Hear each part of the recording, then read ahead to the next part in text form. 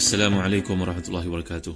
إن الحمد لله نحمده ونستعينه ونستهديه ونستغفره ونتوب إليه ونتوكل عليه ونعوذ بالله من شرور أنفسنا وسيئات أعمالنا من يهده الله فلا مضل له ومن يضلل فلا هادي له. اللهم صل وسلم وبارك على محمد وعلى آل محمد كما صليت وسلمت وباركت على إبراهيم وعلى آل إبراهيم في العالمين إنك حميد مجيد.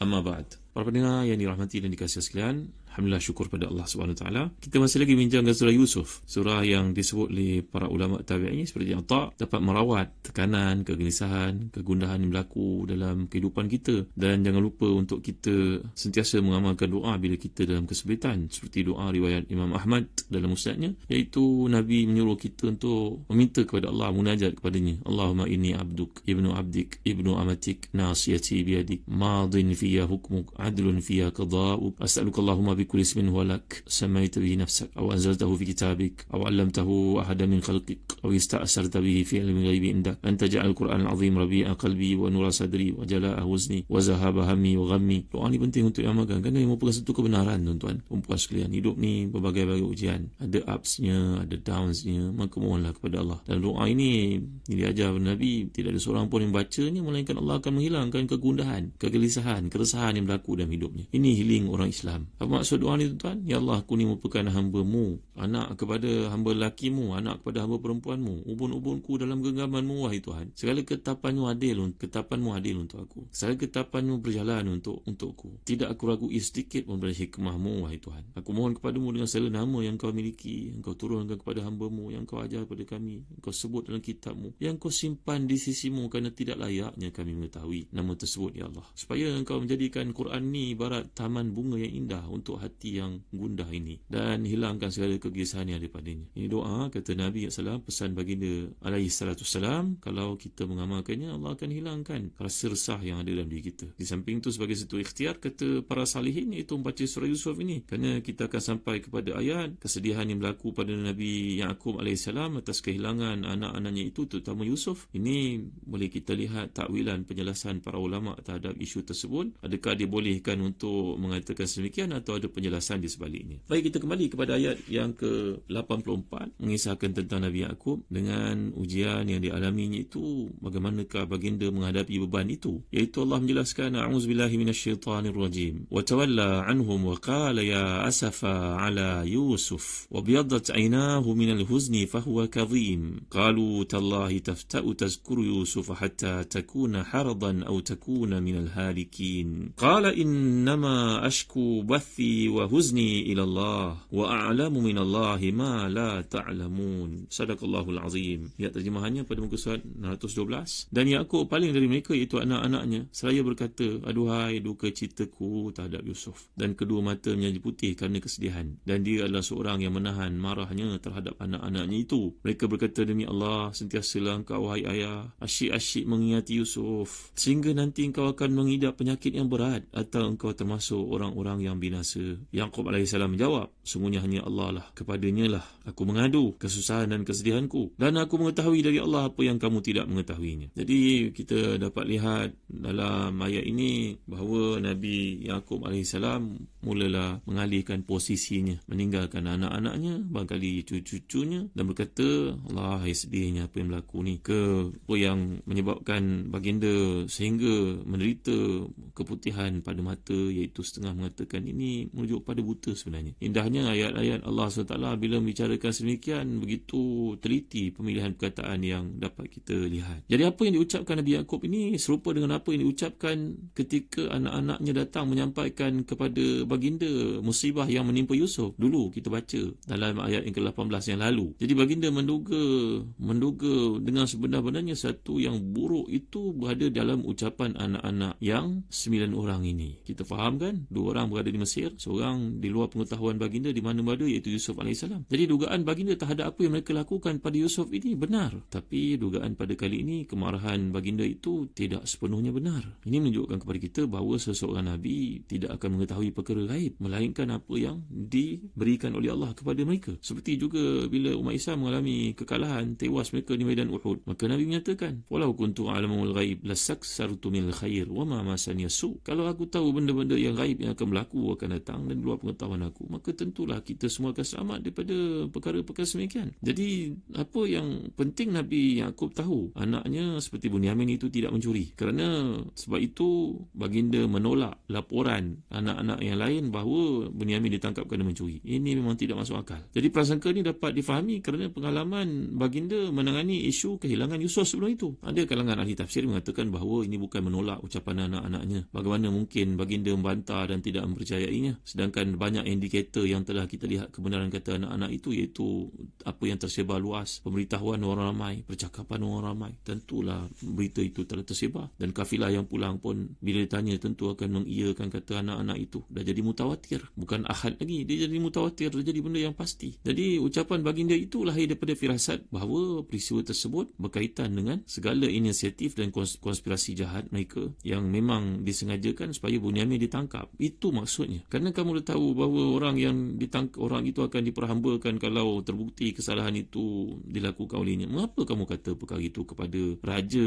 Mesir itu? Mengapa tak pakai hukum undang-undang yang dekat negara itu saja? Ini mesti konspirasi kamu nak kenakan Bunyamin macam kamu telah kenakan kepada abangnya Yusuf. Begitu maksudnya. Wallahu a'lam. Jadi bila datang ayat asallahu ayatiani bihim jami'a. Jadi penggunaan kat sini, semoga Allah mendatangkan hum, ayatiani bihim. Ini him ni makna hum lah. Allah tidak menggunakan perkataan di sini dalam lisan Nabi Yaqub bihima, kerana hum yang dimaksudkan situ adalah merujuk kepada bukan saja kepada abangnya yang enggan kembali ataupun Bunyamin yang telah ditahan. Pengharapannya masih ada lagi, masih segar lagi terhadap kembalinya Yusuf. Maka sebab itu digunakan dhamir hum, merujuk kepada 3 orang manusia ke atas. Siapakah mereka itu? Yang pertama Yusuf, yang kedua Bunyamin, yang ketiga anaknya yang telah pun mempergadaikan dirinya kerana malu untuk pulang dan sanggup bertahan di Mesir kerana tidak memenuhi janji dengan si ayah. Dan telah kita pelajari abang itu juga yang telah meminta kepada adik-adiknya yang lain supaya jangan membunuh si Yusuf sebelum itu. Jadi peristiwa yang dialami oleh Yusuf yang lalu, dialami Yusuf dalam peristiwa yang telah akibat satu yang buruk yang kamu lakukan. Apa yang menimpa Yusuf, ini sekarang menimpa Bunyamin. Ini mesti kerja jahat kamu. Aku akan sabar menghadapinya. Aku mengharap kiranya Allah mendatangkan semua mereka kepadaku. Ya Allah, tuan-tuan dimuliakan Allah sekalian. Jadi bapa begitulah, mengharap pada hari raya anak-anak pulang walaupun tak cakap. Maka sungguhnya dia maha mengetahui siapa yang wajar dipilihnya, siapa yang disempurnakan nikmat untuknya. Sebab itu di hujung perkataan ini, kebijaksanaan dalam pemilihan perkataan Quran ini oleh Nabi Yaqub yang digambarkan oleh Allah. Maka asallahu ayatiani bihim jami'a. Semoga Allah mendatangkan mereka semua kepadaku, kata si ayah. Semoga Allah membawa datang mereka ini semua kepadaku. Innahu wal alimul hakim. Allah maha mengetahui lagi maha bijaksana. Kalau ini merupakan doa ketidakpastian Nabi Allah Yaqub bahawa Yusuf masih selamat, tentu dia akan menggunakan di sini Allah maha mendengar lagi maha pengasih. Tapi mengapa Allah menyebutkan sini sebutan Nabi Yaqub innahu wal alimul hakim? Saya tekankan sekali lagi kepada tuan-tuan para pendengar yang dimuliakan Allah sekalian, penggunaan perkataan dalam Quran ni dia bukan berlaku kebetulan. Wal alimul hakim, Allah maha mengetahui di mana duduknya Yusuf dan dia maha bijaksana di atas segala aturannya. Walaupun nampak zahir itu merupakan ujian yang berat buat diriku, tetapi aku mengetahui semuanya hikmah yang terselindung di sebaliknya, tersirat di sebaliknya, yang tidak akan diketahui, difahami melainkan oleh mereka yang diberi ilmu oleh Allah SWT. Di sini ada satu keindahan bahasa yang saya pernah nyatakan kepada tuan-tuan, iaitu disebut oleh Al-Imam Az-Zamakhsyari dan Kasyaf, ya asafa ala Yusuf. Lihat di sini, ya asafa ala Yusuf. Jadi dari sudut bahasa Arab ini merupakan satu bentuk jinas. Lihat kan perkataan yang digunakan ni, asafa ala Yusuf, bahawa perkataan yang sama antara perkataan Yusuf dengan asafa ini. Lihat, ni penggunaan perkataan Quran yang sangat indah kalau kita perhatikan. Itu juga dalam ayat-ayat yang lain kata Al-Imam Az-Zamakhsyari. Contohnya perkataan ithaqaltum araditum wa hum yanhauna anhu wa yanauna anhu. Dan di hujung surah Al-Kahfi pula, wa yahsabuna annahum yuhsinuna sun'a. Lihat kan, ini merupakan jinas di sudut istiqaq yang dapat kita lihat perkataan asaf, yang